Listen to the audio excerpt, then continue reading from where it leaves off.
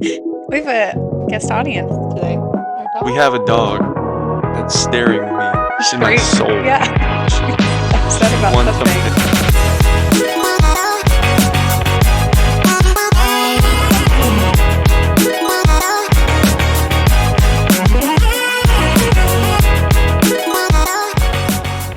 Well, hey there. We're so glad that you joined us for the Bear Good Fruit podcast. My name is Ben, And I'm Julie. and we are excited to talk about what we're going to talk about today. But before we talk about what we're going to talk about, what do you want to talk about? I want to do a game because I think games are fun. You are fun. And we've done 13 years of youth ministry, and it's the only thing we know is to start with games. It's in our blood, it's in our DNA, and it's going to be in our culture. Right. At Tree of Life. So it's all relevant. So why not? So today, later on in the podcast, we're going to talk about having the eyes to see Ooh, God in movies. are you teasing? We're teasing. What's going on? But I just wanted to say this is why I chose the game we're going to Oh, play. I see. It's because movies are relevant to what we're going to talk about later. Okay, I like movies. So I need you I to think put on- most people like movies. right. We're going to test your movie quote ability today. Okay. Are Well, you ready? depends on the era. Okay. I am kind of ready for millennials will know. I think these are pretty easy. 90s, early 2000s. But I'm going to say them in a plain voice. Oh, well. And if you're not getting it, then I will use my theatrical abilities Okay. to help you get there. Is there 2 points? Do I have to guess the movie Ooh, and then absolutely. Okay. And if you can guess the movie, and I even have the year in which the movie, if Oh, then I people gotta get want that. to comment that, if they know it, that's pretty impressive. Yeah. Okay, here we go. The first one is You Can't. Oh. You can't? That's it? Should I give you more of the I mean, yeah, give me some theatrical because You can't. well, when you say it like that, I think of Waterboy, but it's you can. It's you can do it, but you can't be serious. No. I don't know. You can't. Handle the truth. There it is. Okay. Oh, And wow. What movie is that? Well, Jerry Maguire, and I'm gonna No, say, it's not Jerry Maguire.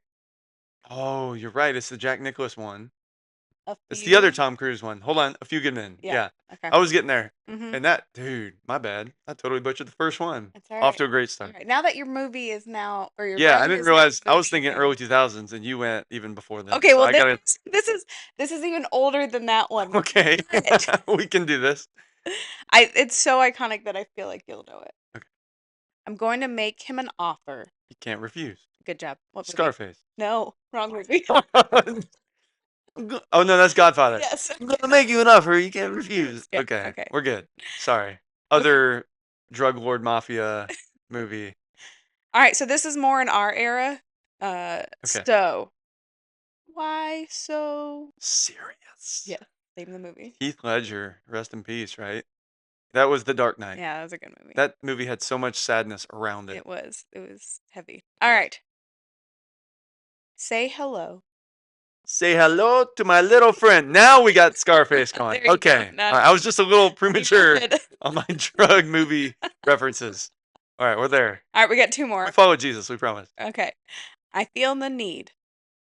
The need for speed. Yeah, my dad would be happy that you know that one. Oh, This is like sure. one of his favorite movies. What's the movie? It's Top Gun. Yes. Yeah. Good job. Except every time I hear that, I think of the game Need for Speed. Okay. And it's not that. No, it's not not from related. any car related. It's Mhm. Top Gun. Look at you with all your Tom Cruises. You're not a big Tom Cruise fan. I'm not. He's one of my least favorite actors. Yes. That's okay. And I think it's because he's short. Is that correct? I'm short. Well, I'm just saying there might be a double standard there. All right, the last one Okay. here. I'm going to make it difficult because I'm just going to say one word. But I have so Jeez. much faith that you know this movie Well, that you will get it from one word. Are you okay. ready? One word. Tina. Tina, fat lord, come eat your dinner. Right? Napoleon Dynamite. Yeah. Instant classic. Well, I guess maybe a cult classic, right? So it's not as mainstream as many people. The But first time I watched it, I thought it was the weirdest movie I've ever seen. And then I Yes. grew to appreciate it. you remember that youth night Yep. where we used to gather we're in youth group together, by the way, if you didn't know this. We went to church together growing up, knew each other since you were in 4th grade, I was in 5th grade.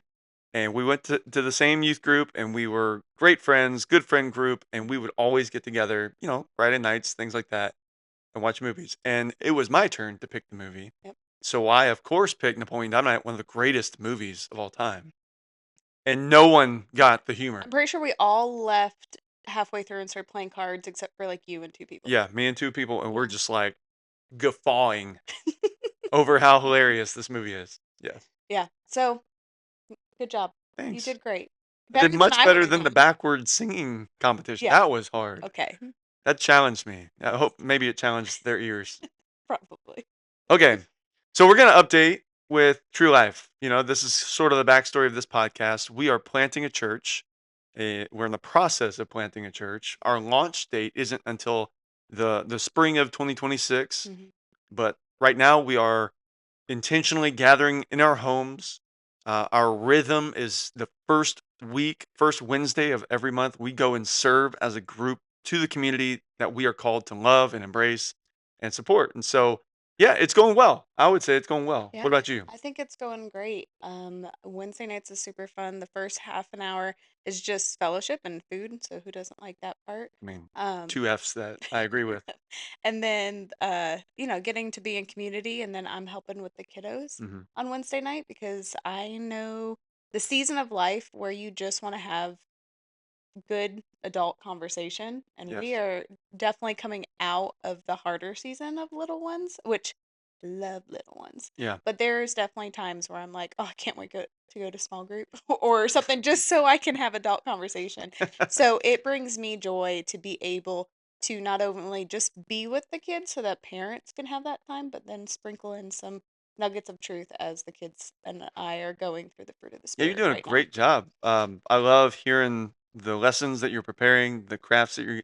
It reminds me of your teaching days and your your energy, your hype is so fun to Mhm. watch, especially after the fact when the kids are excited to come back. Like that is a testament. So Yeah, it's been thank cool. you for what you do in preparing that for the kids. And it is a sacrifice because I prefer you to be in our root group, in our conversation, Mhm. where we have people from all sorts of perspectives coming to a grace filled community where we share our experience, we share wisdom with one another. We right now are studying the Practicing the Way series by John Mark Comer. And I think there's some great discipleship resources. And I know that's a churchy word, but basically, discipleship means how do you further your spiritual growth to become more like Jesus? And that's what a disciple is. It's a disciple. A disciple follows their rabbi, follows their teacher. And if Jesus is your rabbi, then you become your rabbi. And Mhm. so, yeah, it's been cool. It's been good. I'm encouraged every single week. And adding these spiritual practices, we've talked about fasting, prayer. Um, what else? Isolation. Well, this one was silence and Silence and solitude. solitude. That's it. And I'm thinking not generosity. We haven't gotten there yet. I think that's we just We've introduced done it and four. then Like, Sabbath, the oh, first that's one. true. Yeah. Yeah. So after implementing these practices in my life, I've actually began to feel the benefits of them, and Mhm. it's awesome, and it's really wise to follow And Jesus' practice. this is something that God put on your heart. Like this book has been super helpful and influential. There we go. Yes. For you, and I thought it was kind of like a cool God wink this weekend. So I think we've mentioned it on here, but right now, while we're not meeting on Sundays, we're kind of going to other churches in the area that we hear are doing things well and want to glean wisdom from it, whether it's their kids' ministry, their special needs, exceptional student ministry area, their worship. It's a time for Sabbath for Ben to be poured into as senior or as a pastor. You don't Yeah. normally get to go You to don't other have this churches opportunity and see much. what they're doing. So we have had the privilege to hop around to a bunch. And this past week we went to Lake Forest, and they were actually talking about what we're doing in small group, which was kind of cool. Yeah, I just thought there was a nudge, a little wink from God of encouragement, saying you're on the right path. And it's not just about Tree of Life. It's not just about any one of our churches. It's about the kingdom of God making progress in this world. And at times it can be defeating to think of the overwhelming mess that this world is.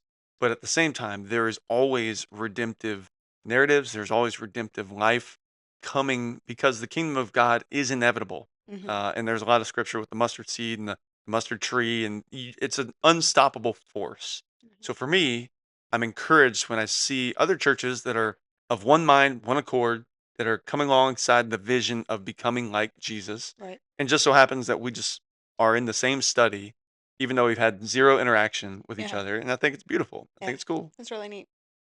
So I'm encouraged, and again, I love that your perspective is going to these places not just to worship, but also to kind of glean wisdom and best practices. I'm just like, I just want to be filled right now, Hmm. in the season of, and I enjoy preaching regularly. We've done 12 years of youth ministry where we pretty much have preached every week, and preparing sermons and things like that.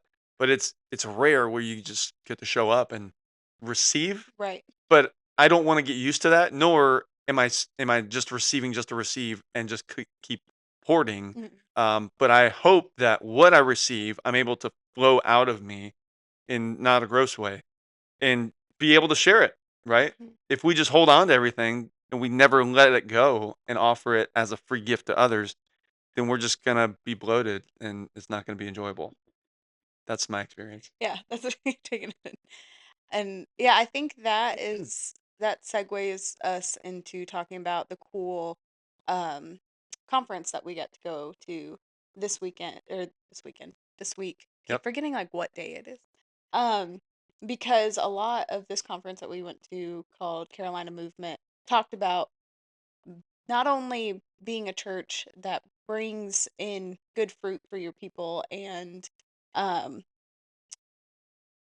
I can't Well, think of the best right words, practices best practices. for a church plant. Right, but also to make sure that you're not getting stagnant and that Yes. the waters are constantly moving, like, you don't wanna be the Dead Sea where, like, it just takes in, um, stuff. My brain is You're slow fine. today. There's so much grace. So there was two, and Pastor Steve, our former pastor, taught a lot about you don't want to be a repository, Right. not suppository. That's different. But a repository, okay? But you wanted to be a conduit of God's grace. And the same principle applies at this Carolina movement where they preached about being a river church, not a lake church. Mhm, Lake churches kind of accumulate the water and never get rid of it. They accumulate more people, more resources, bigger building, they just grow in size. And that's not a healthy dynamic of a church.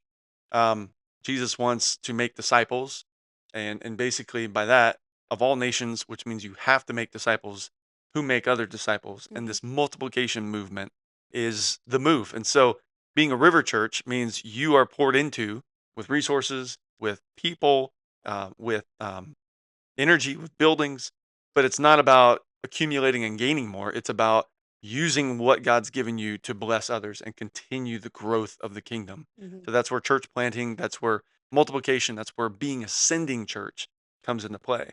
And I hope to be that right off the gate. mhm. That's part of our vision in Tree of Life is to raise up more, not campuses. Right. I'm not, I don't desire, and I'm not throwing shade on Mhm, if someone has that vision to be a multi-site campus.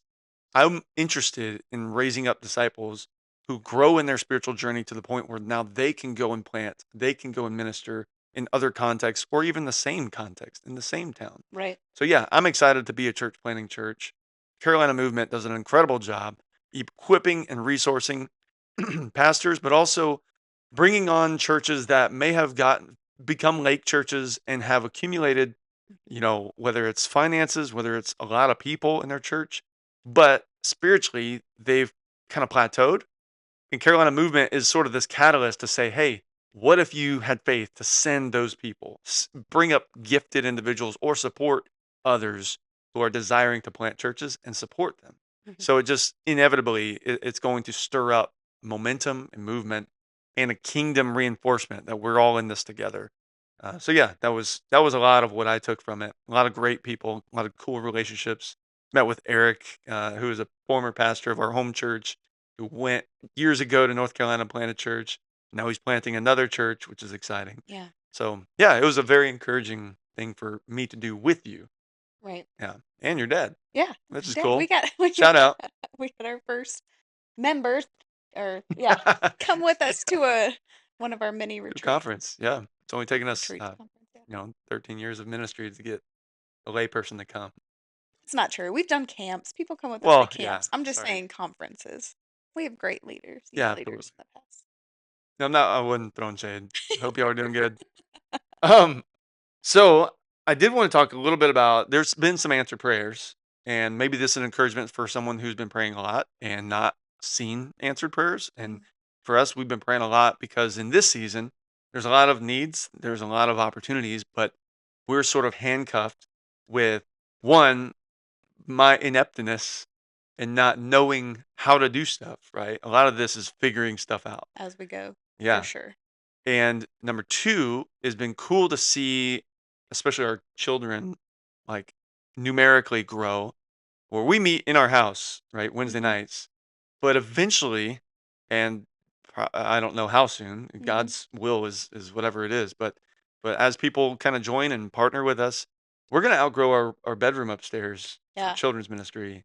we party hard up there already, and Yeah. so adding a handful of more kids is an exciting problem to have. Yes, absolutely. Mhm, So, we've been praying for a location. We've mhm. been praying that God will bring upon help for me and for us Administratorily? administerially, I Yeah, there think it is the is. right word. But yeah, that's not my gift set. I'm weak at that kind of stuff.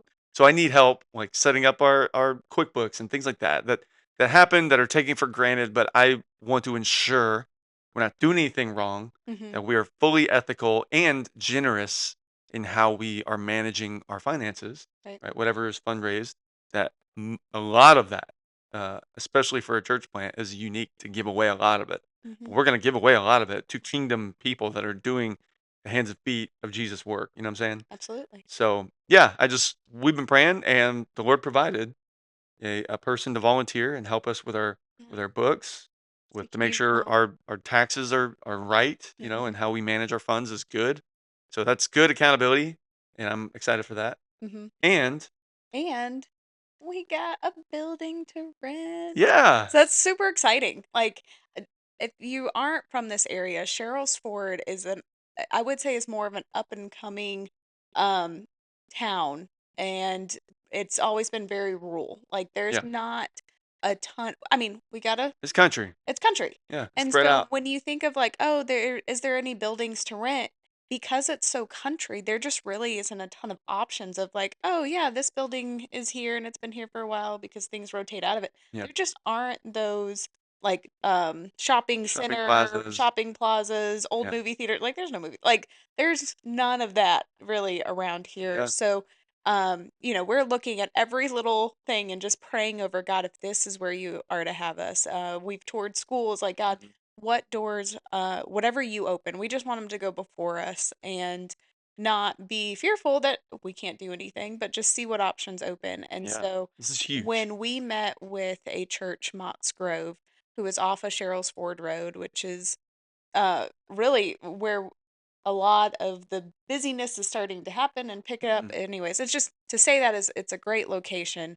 Um, that we met with them and their elder board, and not only did they say that we can rent from them, they were so incredibly generous yes. on the way that they wrote about our lease agreement with them, that it is only a God thing, and it just shows the heart of that the church gets what we're trying to do and giving us the ability to do it in with the least amount of like financial restrictions Yeah. on ourselves in this season. And that is so beautiful and such a godsend for us from Mott's Grove. Absolutely. I mean, and again, hear this too. Like our heart for approaching Mott's was not to utilize a space, right? For me, it was a deeper relationship and appreciation for the history and the legacy that this property has in our community. Hmm. And to partner because I have a hope and a desire and a vision to be a kingdom oriented but also multi-ethnic, which is in Revelation it talks about all nations, tribes, tongues coming to worship together. And one of the biggest issues in our area is separated worship. We don't have a lot of multi-ethnic. It's usually, segregated on Sundays, and that's a kind of a cliche. The most segregated day of the week is Sunday, and we hope to bring about some change in that, in the positive, Hmm. in the more like the kingdom of God, again, progressing as God's kingdom grows and spreads. And again, not throwing shade on anyone that continues to to just kind of default into a comfortable setting, but I do want to be challenged, and I have such an appreciation for these people who have faithfully gathered Hmm. under persecution, under a lot of adversity, and still to keep the doors open, still to be faithfully worshiping in person. It just is unbelievable, and I hope to dedicate a whole conversation about the history because I Yeah. don't want to just glaze over that. It's so powerful, it's so beautiful, and that we've been able to take our youth there before, and I've helped set up their sound system before. Like there's this ongoing relationship, and God has allowed us to partner to support one another. So my hope, my prayer is to breathe life. That God would restore and resurrect this group of people and honor the history and what God has done faithfully through their history, but to carry it to the next generation and to bring excitement, enthusiasm, bring new life, new young life into these buildings, just to kind of steward that space for what God's intention is for that space to be maximized. So yeah, Absolutely. Yeah. And they're still going to meet. It's not yeah, they're still having their Sunday services, and we hope to we'll be joining. I was gonna say You know, hope to join and yeah, have our services intermingle. And yeah, we're just it's such an answer to prayer. yes, Like every time someone's like, "Well, where are y'all meeting?" And in the beginning we're like like we're kind of having that out on faith, and so yeah, that this meeting in our house right now. um you know we have signed a lease agreement, and we are excited to partner with them. Such a blessing. Yeah. So yeah, God answers prayers. Keep Mhm. praying. It may come in different timing. Ours conveniently came at an earlier time than I expected, Mhm. honestly. But we're stoked. We're so excited Mhm. again for what God's doing. So you teased earlier that we're going to talk about movies. Yes. We're big movie buffs. We enjoy I like movies. movies. And if you have been in our youth group before, any of them, you Yeah. know that Ben is a big movie guy. And so he quotes movies. It's half of the way he talks is either like biblical in Bible verses Bible or verses and movie movie quotes. verses. That's Yeah. about all the two sections of his brain, like right brain, left brain. There Yeah. must be two And caveats in music. there. But there's a very specific I was gonna say window of the music. music I feel like Drive filled up back in like early 2000s, and you haven't been able to put too much into the movie Drive Yeah. in your brain, but that's okay. There's grace there. So yeah, so why are we gonna talk about movies today, and what does that have to do with? One, I love to watch movies through the lens of the Bible. And I love to see the stories that our culture celebrates, but they're not realizing that it's connected to a deeper story, and a more truer story, and a more realer story. And for me, it's interesting to see God's prevenient grace working ahead and using people that don't even know they're being Mhm. used for the kingdom. These movie writers and even songwriters who can come up with, powerful storylines, not being Christian, not being necessarily, and some of them actually have sort of a drive to implement theological things into their movies because of their faith. Many of them don't, but it's fun to see that God is at work even when people don't realize He's at work. And just so happened, we went to Lake Forest at Mhm. that our Sunday, sabbatical. Not only were they talking about practicing the way, but the pastor that went up there and spoke also referred to the Sandlot, which happens to be one of my favorite Yeah. movies, Right. with so much deep theology baked into that movie. Right. And I could geek out and I could go off on tangents. So you're my parachute or my bungee cord to Right. keep me. We're gonna keep you Yeah, focused yeah. when we talk about movies. So yeah, what stuck out to you about Sandlot, and Well, what does it mean to you? well, what does it mean to me? I feel like the Sandlot movie. I truly don't know if I watched it as a kid. Can I just put that out there? But then I had three You've been boys, deprived. and then our oldest dressed up as Benny in kindergarten. Like, Hmm. so it has been a fan favorite around here. Yeah. Well, we did a trunk or treat theme. Oh yeah, we did a trick You or were treat. Wendy Peppercorn, I was. and I was Smalls. Yeah. Um, Glasses. No. Oh, sorry, not Smalls. Those Squints. Squints. That was a Oh, terrible, yeah. What kind of terrible movie mess up. fan are you? No. Sorry. So yeah, I enjoy the movie. Like I think it's good. And but I have been challenged since you have been having the eyes to see the Bible, or threads of biblical stories in regular movies. Like Yeah. that is not something I grew up having the eyes to see. Like that is not something I have I don't know, typically geared towards. So, um, I don't know. Like, I Yeah. think the movie's funny. I think it's good, but I'm curious on your take of seeing the threads of that in this movie. And I know you have so many because we've talked about them before. A So lot of movies. you gotta pick like your top three. Yeah, well, I Go mean, for it. maybe this is the opportunity. If you want to hear more theology behind the movies, Hmm. and there's movie questions or ideas that mean so much to you, and you're like, I wonder why that means so much to me, Right. and you want me to sort of have a theological conversation around the movie, Hmm. we can do that. That could be a whole thing. I also want to put on the brakes sometimes because a little bit of my youth energy comes out when I think about movies, and I'm excited to share the gospel through movies. But yeah, The Sandlot for me, and I would want to credit because there's like-mindedness, and I want to give credit where credit's due. The pastor was preaching, talked about the thread line of baseball being an equivalent to life, and the discipleship journey. Again, they're talking about practicing the way. So discipleship, becoming like Jesus, is all part of this journey. The discipleship journey is like becoming the best baseball player you can be, and the most ideal baseball player it equals the most ideal human. And the best baseball player in this movie is by far Benny, right? And Benny was my hero growing up. I was a baseball kid, right? And me and my friends would watch this movie so much to where we were quoting it without even thinking it. Like, and even in college, all my buddies that played ball with me, like this was a staple. Right. Like everyone knew every line of this movie because it was so impactful in our own journeys. Because it's about baseball, something we love, and there's a deeper truth to this story. So let me do the long and the short of it. Is that Go for cool? it. Yeah. All right. Benny is Jesus. Sorry, don't take that out of context. In the movie, he represents Jesus. He is the Christ figure archetype.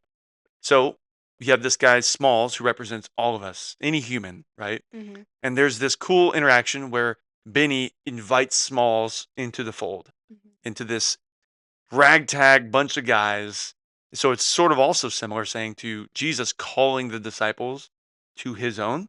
And he's got a group of a team together that are the disciples. So with specifically, I think Porter, the loudmouth catcher that is rough around the edges, that is our Peter. Hmm. Absolutely. First to speak. He's a ready, shoot, aim type of a guy, right? So Peter, he's obnoxious. He sometimes, but he's also very rewarding at times. So Hmm. I can get into the weeds quick. So stop me and correct me Okay. if I need to. So you got this setting. You have the baseball field, which is the sandlot. This right in some sense, it's ragtag. It's messy. It's not upkept. It's not perfect, but it's beautiful. And for me, this represents Eden. Mm. This is where trusting relationships, vulnerability, guys have so much grace for each other, and baseball is also a metaphor of like trust. And so they're throwing the ball, playing catch. They're practicing together, like in this small group, sharpening each other's skills. Like it's beautiful. There's so much to it, and there's an interaction between the official baseball players, the official team, the little league team that's got the wardrobe. They dress the Swag. part. They know baseball. They play at the official baseball field. That to me is the temple, and this is the religious elites, the Pharisees, the Sadducees, the scribes. These are the people that know it. They live it, and they use baseball as like their status in the community, right?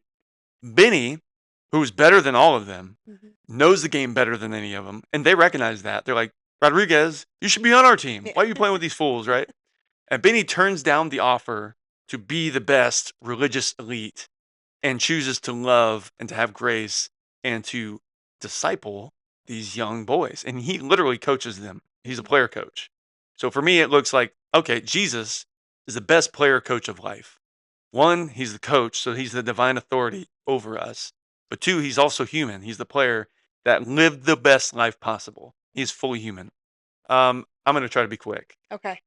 This is so much Well, depth to before this. you go into what's the importance of like why have eyes to see like this when you're watching a movie? Like what's the That's a good point of point. it? Like what if say you're doing this and people are like, "Well, that's sacrilegious because you're now comparing Benny to the Bible." Like what's the Yeah. importance of this And I to have have so much eyes to grace. I mean, I have people in my own family that struggle with, if a church were to bring up movies, see? Mhm. it's like why are we talking about a movie? We should be talking about Jesus, right?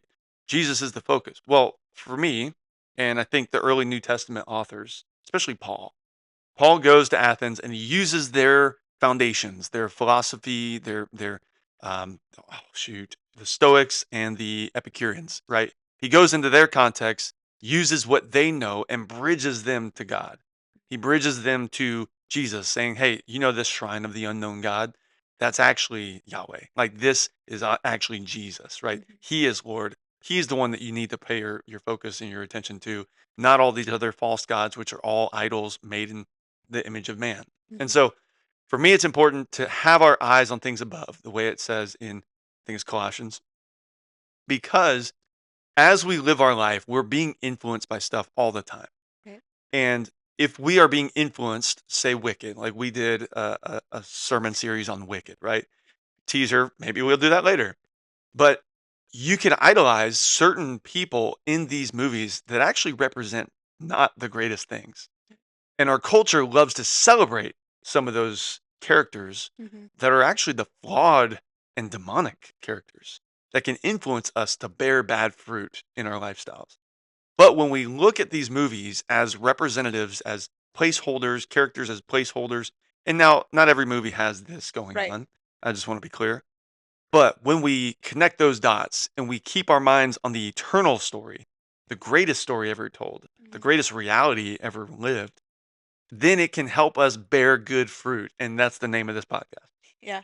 Full circle. Full circle moment. I Yeah. like it. And so my hope is to give our listener, to give our youth kids, to give our adults and parents the eyes to see these mediums. Again, a story, it's a story. Right. There's truth, there's archetypes, there's structures.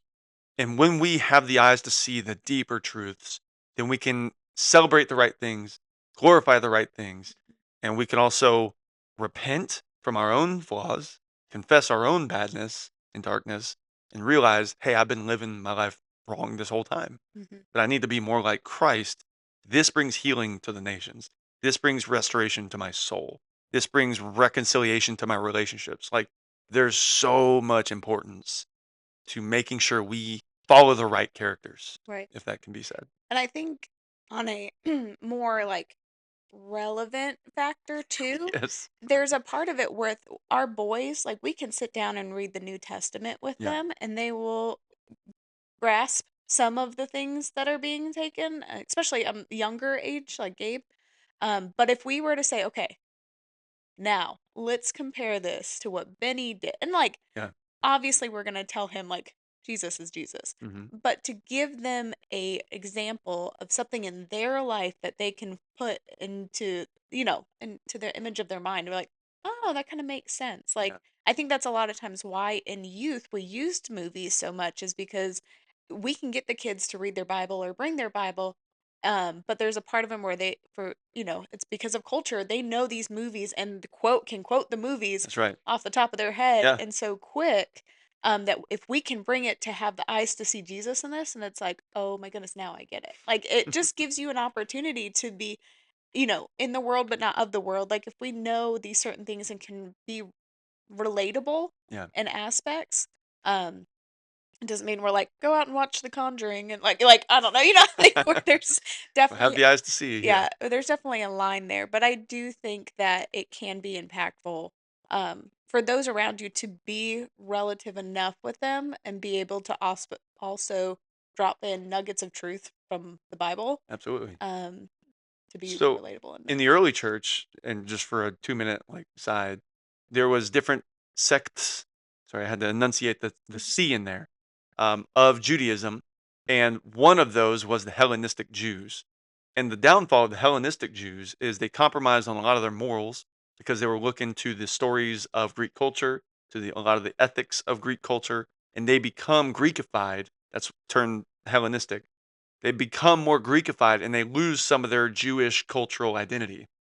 The con to that is obviously losing their identity and sometimes idolatry and things like that. But the pro to that is after Jesus radically changes their life and they now have, I guess, the eyes to see the true thing. Like they look at movies differently, Mhm. for example. Um, now the Hellenistic Jews are positioned in the best place to witness to the Gentiles Right. because they know Gentile culture, they know the non-kosher, details of their celebrations, their festivals, right? We know what concerts look like Yeah. as non-believers would go to these concerts and festivals and things, celebrating certain things, celebrating the flesh or whatever.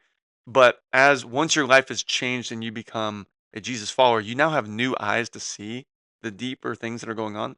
But Mhm. you also understand the people that are striving and searching for something deeper and something truer, something good.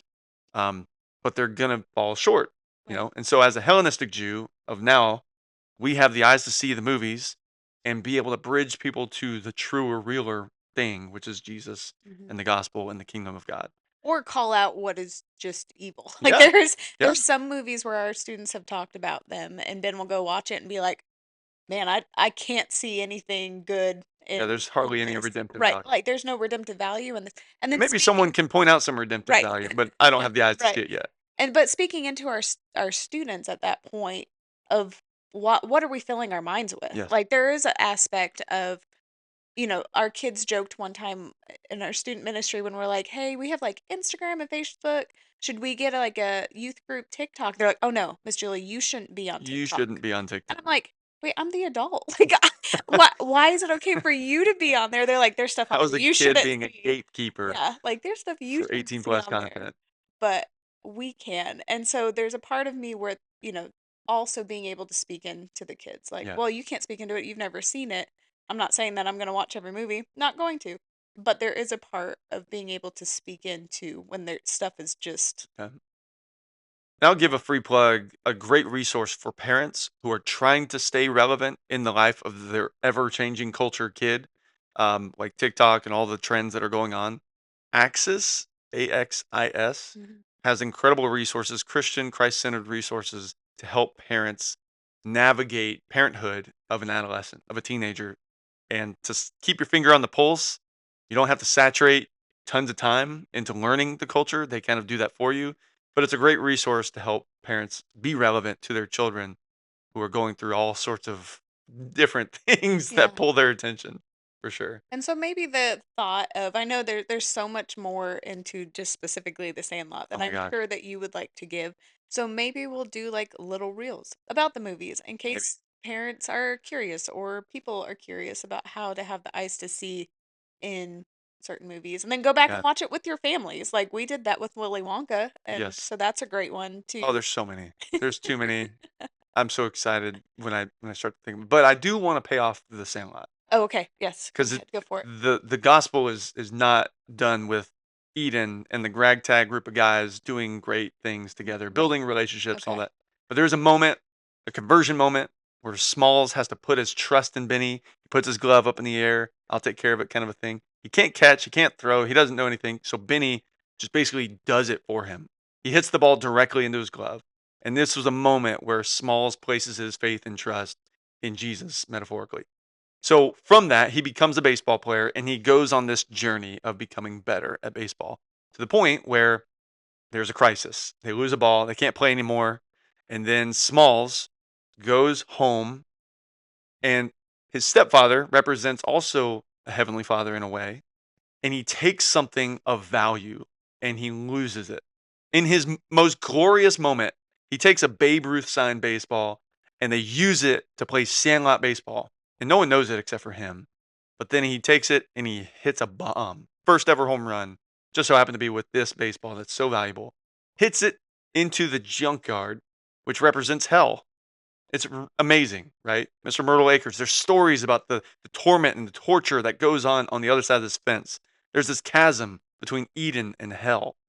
And by doing this act, by breaching trust and sinning against his stepfather, even doing something good, right? Thinking it was good, Yeah. he actually did something horrible. And this ball is unretrievable. There's this guard dog, the beast, The beast. which there's Revelation language right there, the beast, which is also connected to Greek, mythology. Cerberus, this guard dog that protects Hades and watches over. All that's tied in. And so basically, they try attempt after attempt after attempt to regain their treasure, to regain this salvation, this freedom from the condemnation and the judgment that the stepfather is going to bring upon Smalls for breaching his trust and stealing from him and doing this, all sorts of things. Quick little shout out to the ransom theory of atonement, right? There's this there's this idea in Christian theology that the enemy has bought us. When we buy into his lies, he takes us from ownership, from God's ownership. And to the actual biblical definition of redemption is that there's this transaction which buys us back from the enemy. And so Mr. Myrtle Acres, the beast, hell is represented. There has to be some sort of transaction, there's some sort of purchase, and the kids, the disciples, can't do it on their own. So Benny has this revelation, the spirit, literally, of Babe Ruth comes in form to prompt him to go and sacrifice himself, to jump this chasm, to give up his life metaphorically. It's a one-way street going into Mr. Myrtle's acres to hell. But he goes into it, and if you're Presbyterian, you got the Apostle Creed version that also includes Jesus going into hell. And he comes back with the prized possession, with the soul, with this relationship, reconciliation potential for Smalls and his father. Oh my gosh, there's just too much. So he's tormented temporarily by the beast, jumps back over. They run through the Whole town. town, and then to run through all the world. Right, the enemy's released. If you want to talk about Revelation again, but then eventually the beast is slain. Right, metaphorically, he doesn't actually die in the movie, but the fence, the chasm's broken. Now Benny has the keys to Mr. Myrtle's acres. Jesus has the keys to hell. And what happens is they realize, and there's just kind of a similar thing with Willy Wonka. I don't give too much away, but Myrtle actually isn't as bad as they thought. Mm. The perception of him was even worse. But the reality, once Jesus breaks this chasm and the wall is fallen down, the kingdom of God actually spreads and even into the darkest places and redeems and restores even the darkest places. And so for me, that brings a lot of hope. There's a relationship that's formed with this Mr. Myrtle who had a treasure trove of valuable things. All these other baseballs, unlimited baseballs that are signed by all sorts of all-time greats. So much value, so much treasure that has now been purchased back by Jesus, metaphorically in this example. So, long story short, long story even Long. longer. Um, Smalls now takes this original treasure back to his father. He confesses that he did something wrong. He repents. He apologizes. And then, instead of the father acting in wrath, the father gives grace and he restores this relationship that Smalls thought was broken, Right. but it never was broken officially with the father. So there was just a beautiful gospel of reconciliation right there. And just obviously they continue on, they grow up, they grow apart, but still this memory of being together. The disciples were scattered after Jesus, well, not just after he died, they scattered, but then after he ascended into heaven, they spread out all over the world. Like Thomas went to India. We have Peter going up north, into Rome, and you have guys going down to Ethiopia. Like it spreads. The disciples leave, but they'll never forget their time with Benny. They'll never forget their time with Jesus as he discipled them, he groomed them, he prepared them to be baseball players. And anyway, does that make sense? Absolutely, it makes I sense. hope it's exciting because it just makes me want to watch the movie and have a greater appreciation for what Jesus did for me. Yeah. Well, that's good. All right. So watch movies Have that are eyes to good see. with the eyes to see the good stuff that's going on Absolutely. so that you may bear good fruit. I like it. Good? Sounds good. All right.